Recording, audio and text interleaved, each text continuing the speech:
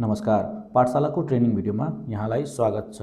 यस भिडियोमा तपाईले सिक्नुहुनेछ academic session बनाउने तरिका। सो एकाडेमिक सेसन बनाउनको लागि सेटअप मेनुमा क्लिक गर्नुहोला। त्यसपछाडि एकाडेमिक सेटिङ र त्यसपछि एकाडेमिक सेसनमा क्लिक गर्नुहोला। यहाँ नयाँ एकाडेमिक सेसन बनाउनको लागि हामी एड न्यू बटनमा क्लिक गर्नेछौँ।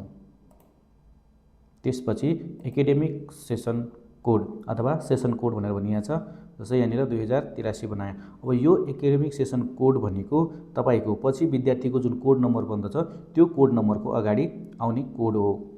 सो त्यहाँबाट थाहा हुन्छ यो विद्यार्थी कहिले भर्ना भएको थियो भन्ने कुरा त्यहाँबाट पनि थाहा पाउनलाई हामीले यो एकाडेमिक सेसन कोड बनाएका हुन्छौँ। त्यसपछि एकाडेमिक सेसन नेम, यो एकाडेमिक सेसन नेम भनेको तपाईको स्कुलको लागि वैशाखदेखि चैत्रसम्म वैशाखमा सुरु हुन्छ भने चैत्रमा सकिन्छ र त्यसै कलेजको लागि चाहिँ वैशाखमै सुरु हुन्छ भन्ने हुँदैन। त्यो चाहिँ असाढमा साउनमा जहिले पनि सुरु हुन्छ। त्यसैले यहाँनिर हामी कलेजको लागि चाहिँ ब्याच भनेर बुझ्नेछौँ। सो यो एकाडेमिक सेसन नभएर एकाडेमिक ब्याच भयो। अब यहाँनिर के हुन सक्छ भनेपछि एउटै ब्याच तपाईको सब ब्याचलरको छ भने 4 वर्षसम्म त्यही ब्याच रनिङ हुन सक्छ। त्यही भएर जुन ब्याचमा विद्यार्थी भर्ना भएको त्यो ब्याचको विद्यार्थी भनेर हामी चिन्नेछौँ। त्यसपछि त्यो ब्याच कहिले स्टार्ट हुन्छ अथवा एकाडेमिक सेसन कहिले स्टार्ट हुन्छ, हामी त्यो स्टार्ट डेट हाल्छौँ। स्कुलको लागि 31 हाले र कलेजको लागि हो भने जहिले सुरु हुन्छ त्यहिले हाल्न सक्नुहुनेछ र कहिले सकिन्छ त्यो ब्याच अथवा सेसन कहिले सकिन्छ त्यो हाल्नेछौँ। यसरी राखिसकेपछि हामी सेभ बटनमा क्लिक गर्नेछौँ।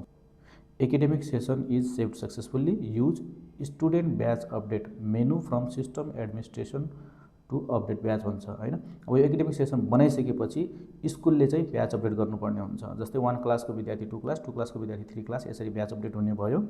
भनेपछि स्कुलको लागि एकाडेमिक सेसन 1 वर्षको लागि हुन्छ भने कलेजको लागि ब्याच भनेर हुनेछ, त्यो चाहिँ रनिङ भइराख्नेछ। अब यहाँनिर यो लिस्टमा हेरौँ, हाम्रो एकाडेमिक सेसन यहाँनिर एड भएको छ।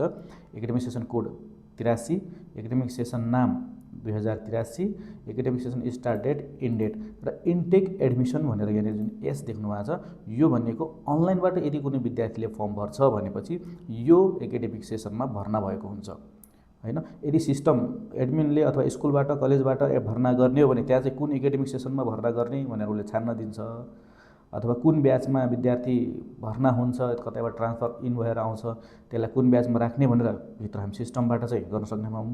तर अनलाइनबाट एडमिसन यदि कुनै विद्यार्थीले एप्लाई गर्छ भनेपछि उसको लागि चाहिँ एउटा मात्र एकाडेमिक सेसन एक्टिभ हुन्छ। उसले अरू एकाडेमिक सेसन म पुरानो एकाडेमिक सेसनमा भर्ना हुन्छु भनेर पाउँदैन, अहिले चलिरहेको एकाडेमिक सेसनमा भर्ना हुन्छ। त्यसैले यहाँनिर इन्टेक एडमिसन एस भनेर आउने हुन्छ, यो बाई डिफल्ट आउने हुन्छ।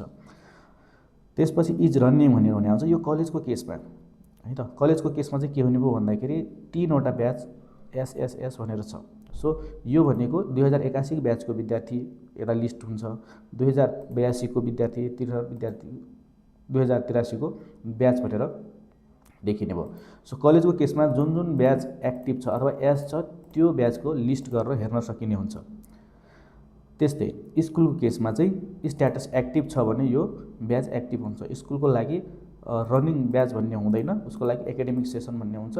त्यो शैक्षिक सत्रको मात्र विद्यार्थीहरूलाई लिस्ट गर्न सकिने भयो अहिले करेन्ट चलिरहेको एकाडेमिक सेसनमा।